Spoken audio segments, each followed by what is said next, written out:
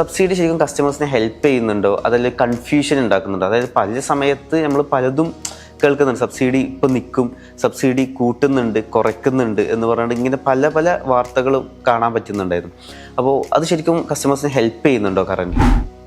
Subsidy എന്ന് പറയുന്നത് ഒരു 5 കിലോ വാട്ട് വരെയുള്ള കസ്റ്റമറെ സംബന്ധിച്ച് സബ്സിഡി ലാഭകരമാണ്. 3 kilo watt, 4 kilo watt, 5 kilo വാട്ടൊക്കെ വെക്കുന്ന സാധാരണ ഒരു കസ്റ്റമറെ സംബന്ധിച്ച് സബ്സിഡി ലാഭകരമാണ്. പക്ഷെ DCR പാനൽ ഉപയോഗിക്കണം എന്നുള്ളതുകൊണ്ട് DCRന് നോൺ DCR പാനലിനേക്കാളും കോസ്റ്റ് കുറച്ച് കൂടുതലാണ്. പക്ഷെ എങ്കിലും 5 കിലോ വാട്ട് വരെയുള്ള കസ്റ്റമറെ സംബന്ധിച്ച് സബ്സിഡി വളരെ ഉപകാരമാണ്. മാക്സിമം സബ്സിഡി കിട്ടുന്നത് 3 കിലോ വാട്ടിലാണ്, 78,000. അപ്പോൾ ഒരു 3 കിലോ വാട്ട് എന്ന് പറയുമ്പോൾ ഒരു 5,500, 6,000 വരെ ബില്ല് വരുന്ന 2 മാസം ബില്ല് വരുന്ന ഒരു കസ്റ്റമർക്ക്. അപ്പോൾ 3 കിലോ വാട്ട് ഉപയോഗിക്കുന്ന കസ്റ്റമേഴ്സാണ് ഏറ്റവും കൂടുതൽ. ഒരു 75% 3 കിലോ വാട്ടിൻ്റെ റിക്വയർമെൻ്റ് ഉള്ള കസ്റ്റമേഴ്സാണ്. അപ്പോൾ അവരെ സംബന്ധിച്ച് ശരിക്കും പറയുകയാണെങ്കിൽ വളരെ ലാഭകരമാണ്.